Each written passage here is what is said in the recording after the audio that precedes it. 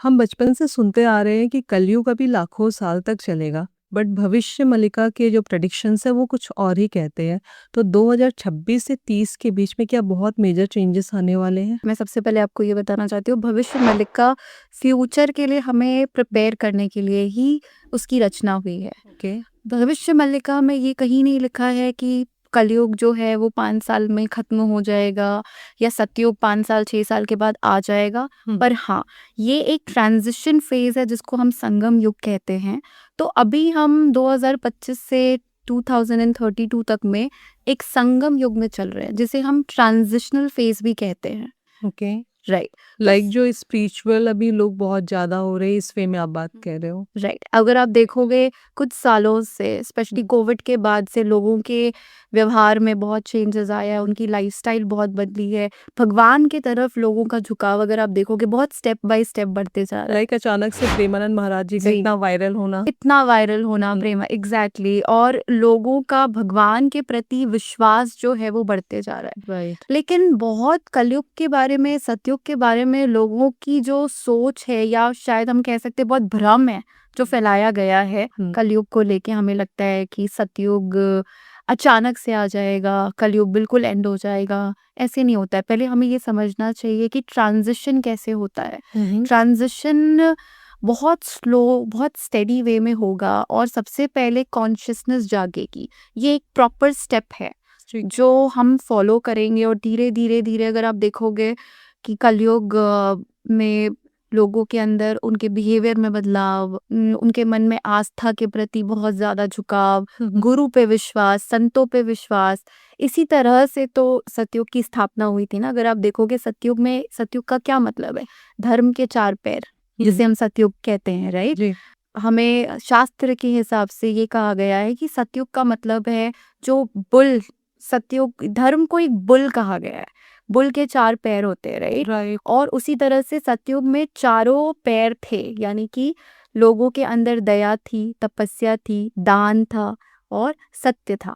ये 4 चीजें सतयुग में था। ओके। कलयुग में कहते हैं कि अब एक पैर ही बच गया है। बिल्कुल राइट। इसीलिए, क्योंकि अगर आप देखोगे सतयुग के बाद फिर क्या आया? त्रेता। त्रेता में 3 पैर बचे।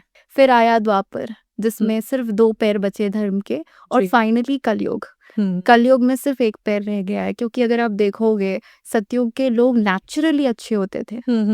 उन्हें एफर्ट नहीं करना पड़ता था सच बोलने के लिए, उन्हें एफर्ट नहीं करना पड़ता था अच्छा दिखने के लिए, या सत्य की भावना, दया की भावना और भक्ति वो उनके अंदर नेचुरली थी। इसीलिए कहा जाता सारे है लोगों के प्रति प्रेम का भाव था। बिल्कुल बिल्कुल ये था। पर अगर कलयुग में आप देखेंगे तो परिवार ही परिवार का नहीं है, भाई बहन भी आपस में एक दूसरे के नहीं है। जो हूँ सो मैं ही हूँ। जो हूँ मैं, वो अहंकार। तो जो ये हम युगों की बात कर रहे हैं ना, युगों का ट्रांजिशन हमारे इनर ट्रांजिशन से बिल्कुल मिलता जुलता है। इसे थोड़ा सा सीक्वेंस वे में चलते हैं कि कैसे कैसे क्या क्या चेंजेस आए। तो त्रेता युग में उसके बाद क्या चेंजेस आए? जब सतयुग से हम लोग त्रेता युग में जब एंटर किए तो उसमें क्या चेंजेस थे? सतयुग इसलिए था, वो हमें सबसे पहले हमारे अंदर जो प्योरिटी है वो उसको रिफ्लेक्ट करता है। ठीक है। अगर आप देखोगे जो चारों युग के चारों फेजेस है, वो इंसान के इवॉल्वमेंट का फेज है। पहले जब सतयुग आया तो वो हमारे प्योरिटी को दर्शाता है। जब हमारा त्रेता युग आया तो फिर ह्यूमन बीइंग्स को मर्यादा की वैल्यू समझ आई। जैसे कि श्री राम को मर्यादा पुरुषोत्तम कहा जाता है। तो श्री राम का अवतार जो हुआ वो इसीलिए हुआ कि हमें मर्यादा सिखाया जाए, हमें लाइफ उस टाइम अधर्म ने अपना जन्म ले चुके थे। बिल्कुल अधर्म। ये सतयुग में भी था। अब आप देखिए हिरण्यकश्यप जैसे राक्षस, ये कब हुए? ये सतयुग में थे। पर सतयुग में जो डोमिनेंस था वो सत्य का था। राइट। तो ऐसा नहीं है कभी भी कि अगर हिरण्यकश्यप नहीं होते तो प्रहलाद जैसे भक्त कभी उभर कर नहीं आते रहे। बिल्कुल। तो धर्म देखने के लिए अधर्म होगा तभी हम डिफरेंशिएट कर सकते हैं। बिल्कुल। ब्लैक व्हाइट दोनों ही होना जरूरी है। राइट। तो ऐसा नहीं है कि सतयुग में राक्षस नहीं थे या बुरे लोग नहीं थे, पर डोमिनेंस सत्य का था। उसी तरह त्रेता युग में डोमिनेंस मर्यादा की थी। ठीक है। लेकिन अगर आप देखेंगे तो जो 4 पैर थे सतयुग के, उसमें से 1 पैर कम हो गया। कहीं ना कहीं धर्म 25% कम हो गया था। कम हो गया 75% आप बोल सकते हो कि था। हाँ, त्रेता युग में। पर ये एक इवॉल्वमेंट था। अगर हम अपने आप में पर्सनली भी समझे तो पहले हमें हमारा बीइंग समझना है, जो सतयुग था, है ना, कि we are pure, we are natural. Right. Then Treta Yuga में now we are pure, we are natural, but we need to also learn discipline. हमें डिसिप्लिन की जरूरत है, हमें मर्यादा की जरूरत है, जो हमें प्रभु श्री राम ने सिखाया। Okay. बिल्कुल राइट। फिर आया द्वापर युग, श्री कृष्ण का युग, जी। जिसमें हमें स्ट्रैटेजीज, हमें ग्रे एंड वाइट भी समझना है, हमें अच्छे बुरे में डिफरेंस भी समझना है। हमारे पास दोनों ऑप्शंस है, but we have a choice, हमें क्या चुनना है। Right. ये हमें द्वापर युग में सीखा। उसमें धर्म और अधर्म दोनों इक्वल वे में चल रहे थे, बिल्कुल 50-50%। बिल्कुल। आप अगर महाभारत की स्टोरी भी देखेंगे तो लोग द्रौपदी को भी गलत बोल देते हैं, लोग युधिष्ठिर को भी, जो युधिष्ठिर जिनको कहा जाता है कि वो कभी झूठ नहीं बोलते थे, पर अगर आप बहुत लोगों से सुनेंगे तो लोगों को भी लगता है कि युधिष्ठिर ने ऐसा क्यों किया, उन्होंने अपनी ही बीवी को दांव पर लगा दिया, उन्होंने अपने ही भाइयों को दांव पर लगा दिया। तो महाभारत और द्वापर युग से हमें ये समझ आता है कि there are grey and white things, we have to make a choice. Okay, उन्होंने अपनी ही वाइफ को दांव पे लगाया था, तो इस चीज को लेके सब कहते हैं कि गलत था। बिल्कुल ठीक है, लेकिन ऐसा हुआ क्यों? इतने ज्ञानी लोगों ने ऐसा गलत डिसीजन क्यों लिया? क्या इसके पीछे कोई रीजन था? देखिए, नियति तो थी, श्री कृष्ण का जन्म ही है इसलिए हुआ था कि वो नए युग की स्थापना करेंगे। तो एक नियति तो थी, और वो नियति ही उन सबको एक तरफ लेकर आई थी, और सबको चॉइस मिली है। युधिष्ठिर की भी अपनी चॉइस थी, दुर्योधन की भी चॉइस थी, राइट। तो वो उन चॉइस से जो भी उन्होंने उस वक्त डिसाइड करा, जिसके रूप का फिर महाभारत जो हमें सुनने में आया, जो हमें देखने में आया महाभारत, तो वो महाभारत हुआ। पर चॉइस हर किसी के पास होती है। हम ये नहीं कह सकते कि दुर्योधन गलत था या युधिष्ठिर गलत था। जिन्होंने जैसे जैसे कर्म किए उसी हिसाब से सबको फल मिला। ओके, तो कर्म का जो फल की अगर बात करें तो महाभारत के टाइम में, द्वापर युग में, अश्वत्थामा जो थे उन्हें काफी कड़ी पनिशमेंट मिली। बिल्कुल। और ऐसा भी कहते हैं कि उसने द्रौपदी के 5 पुत्रों की हत्या कर दी थी, जिसके बाद में श्री कृष्ण ने उन्हें अमर होने का श्राप दे दिया। और लोग कहते हैं कि वो आज भी मौजूद है हमारे बीच। क्योंकि अहंकार। अश्वत्थामा ने सिर्फ द्रौपदी के 5 पुत्रों को ही नहीं मारा था, उन्होंने उत्तरा, जो अभिमन्यु की वाइफ थी, जब अभिमन्यु गुजर गए तो उनकी जो वाइफ थी वो गर्भवती थी, शी वाज प्रेग्नेंट, राइट। तो उत्तरा के गर्भ के बच्चे को भी उन्होंने मारने की कोशिश की थी, उन पर ब्रह्मास्त्र चला दिया था। तो जो सिद्धि उन्हें प्राप्त हुई थी उसका उन्होंने बहुत मिसयूज किया था। उस युग में भी स्त्रियों की इज्जत थी, बच्चों को प्रोटेक्ट किया जाता था, और गर्भ हत्या को सबसे बड़ा महापाप माना जाता है जी, आज भी, और उस धर्म में भी।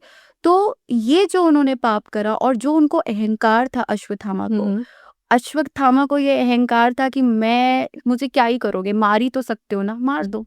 ये अहंकार था अश्वत्थामा के अंदर। जब उनके अंदर वो डर, वो निर्भय हो गए थे, तब श्री कृष्ण ने कहा था कि तुम्हें यही है ना कि मुझे तुम मार ही दोगे ना, मैं मरने को तैयार हूँ, तो ये ले, फिर तू कभी नहीं मरेगा। ओके, तो ये श्राप आज उन्हें मिला भी था। वो 5000 साल करीब हो गए हैं महाभारत को, तो क्या आज भी वो मतलब धरती पे मौजूद है? देखिए, कहा तो यही जाता है, यही कहा जाता है कि अश्वत्थामा उन चिरंजीवियों में से है। हमारे धरती पे 7 चिरंजीवी हैं, जी, ठीक है, उसमें से अश्वत्थामा भी एक है। आई थिंक अभी शायद कहीं कहीं 9 चिरंजीवी की भी बात होती है, पर लोग बोलते हैं 7 चिरंजीवी हैं।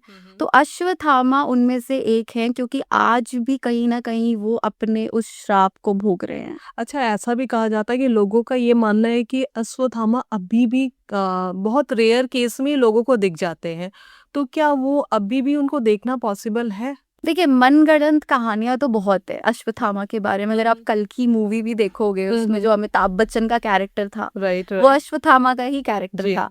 तो मनगढ़ंत कहानियां, स्टोरीज तो हम पर शास्त्र में ये कहीं नहीं है। ये कोई संत महात्मा के मुंह से, आप उनके मुख से ये वाणी नहीं सुनेंगे। पर हाँ, हम ये जरूर जानते हैं, और ये साइंटिफिकली भी प्रूवन है, कि आत्मा जो होती है वो अभी भी हम बात कर रहे हैं तो हमारे आसपास कोई एंटिटी हो सकती है। It's not at all false, ये हो सकता है। लेकिन शरीर जो है वो नश्वर है, वो पंचभूत है। हमारा जो बॉडी है वो पंच तत्व से बना है, एंड वो वापस से जाके प्रकृति में मिल जाएगा। एक्चुअली जब मुझे भी इस बारे में पता चला तो मेरे माइंड में भी बहुत सारे क्वेश्चंस आने लगे कि क्या द्वापर युग में लोग सरवाइव करने के लिए फूड और वाटर पे डिपेंडेंट होंगे, तो अपनी बॉडी की जो नीड है वो तो फुलफिल होती ही है, और उस टाइम से लेकर अभी भी अगर वो मौजूद है तो कैसे सरवाइव कर रहे हैं। कुछ लोग कहते हैं कि हिमालयों पे देखा जाता है, कुछ लोग का कहना है कि एमपी में एक सहारनपुर करके गाँव है जहाँ वो शिव जी का एक मंदिर है, रोज वहाँ पूजा करने आते हैं और 3 से 5 के बीच में ही आते हैं और रेयर ही किसी को दिखते हैं। और कुछ लोगों का ये कहना है कि उनके सर से ब्लड टपकता हुआ देखा गया है, जिसके लिए वो काफ़ी पीड़ित है और हेल्प माँगते हैं। तो ये चीज़ें मतलब थोड़ा-सा मुझे लगता है कि कैसे कोई सर्वाइव कर सकता है। 5000 साल की अगर बात करें, अगर एक सोल की बात करें, तो शायद उसकी मुक्ति नहीं होना पॉसिबल है। बिल्कुल। लेकिन एक बॉडी क्या 5000 साल तक कैसे सर्वाइव कर सकती है? देखिए, बॉडी तो सर्वाइव करना पॉसिबल नहीं है, पर हमें ये भी पता है कि अश्वत्थामा के पास कई सिद्धियां थी। जी। हम नॉर्मल ह्यूमन बींग्स की तरह उन वक्त के महाभारत के जो योद्धा थे वो हमारे जैसे तो बिल्कुल नहीं थे, ये तो हमें बहुत Exactly. क्लियरली पता। उनके पास कई सिद्धियां थी और आज वो सारे मंत्र, वो सारी सिद्धियां कहीं खो गई हैं। पर आज भी जिन किसी के पास भी अगर वो सिद्धि प्राप्त उनको हो जाए तो उनके लिए भी काफी कुछ पॉसिबल है, ये कोई बहुत बड़ी बात है नहीं। लेकिन उनकी सारी शक्तियाँ भगवान श्री कृष्ण ने छीन ली थी, ऐसा जी, कहा जाता है। बिल्कुल, ये करेक्ट है कि उनकी सारी शक्तियाँ छीन ली थी, इसीलिए ये कहानी को मैं थोड़ा मनगढ़ंत ही बोलूँगी। इस कहानी का कोई आई वुड से ऐसा कोई राइट प्रूफ हमें मिला नहीं है, अगर आप ऐसे भी देखेंगे तो। और बहुत सारे ऐसे संत हैं, बहुत सारे ऐसे लोग हैं जो आपको मिलेंगे, वो बहुत बुरी से बुरी सिचुएशन में भी तपस्या आज भी कलयुग में कर रहे हैं। जी। तो नॉट नेसेसरीली वो अश्वत्थामा ही हो सकते हैं, और अगर अश्वत्थामा है, ये तो है कि अश्वत्थामा है। और उनकी हाइट भी कहते हैं कि 15 से 20 फीट के करीब में ठीक है, हाइट की बात तो हम नहीं कर सकते। हमें इस तरह के अननेचुरल हाइट वाले लोग हमारे देश में हैं, हमारे देश में भी हैं, कंट्री के बाहर ही हैं, पर लोगों को स्टोरीज बनाने की भी आदत है। राइट, क्योंकि ऐसा भी कहते हैं ना कि हर युग में लोगों के हाइट्स कम होते गए, लाइफ्स भी कम होती गई, बिल्कुल। तो उसके अकॉर्डिंग लोग बोलते हैं 15-20 फीट की हाइट है। तो चलो इसकी एग्जिस्टेंस जो है ये तो सत्य है कि उन्हें मुक्ति नहीं मिली नहीं, है। अब एज अ सोल या एज अ बॉडी वो कैसे मौजूद है यहाँ पे वो हम नहीं कह ये हम सकते। नहीं कह सकते, बिल्कुल। तो इसका रीज़न ये भी बताया जाता है कि जब भगवान कल्कि अवतार लेंगे तब जी। इनकी जो सुपर पावर्स है उन्हें रिटर्न मिलेगी और जिसमें वो हेल्प करेंगे पापियों का सर्वनाश करने में। ये भी कहीं न कहीं हमारा कल की मूवी से भी आया है थोड़ा बहुत, अगर आप देखोगे तो। ओके।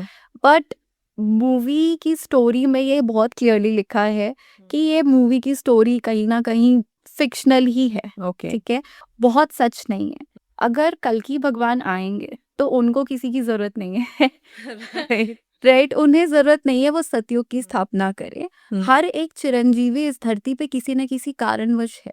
हुँ। ओके, अश्वत्थामा की मदद की कृष्ण भगवान को ज़रूरत नहीं है, कल्कि भगवान को ज़रूरत बिल्कुल भी नहीं है। ये सच है कि वो हैं, पर जब उनके कर्म पूरे हो जाएँगे, उनके डीड्स, उनके पश्चाताप पूरे हुँ। हो जाएँगे, तो भगवान हर किसी को मौका देंगे। और ये श्री कृष्ण भगवान ने भगवद गीता में भी कहा है हुँ। कि सारे पाप से मैं तुम्हें मुक्ति दूँगा, ठीक है? तुम मेरी शरण में आ जाओ पार्थ। तो अगर हम उनकी शरण में आ जाते हैं, और अश्वत्थामा भी, कोई भी जब हुँ। अपने सारे बुरे कर्मों को छोड़कर हुँ। जब हम उनकी शरण में आ जाते हैं, तो वो तो हमें संभाल ही लेंगे एक्सेप्ट कर लेंगे हमें। और उन्हें किसी की ज़रूरत नहीं है। ओके।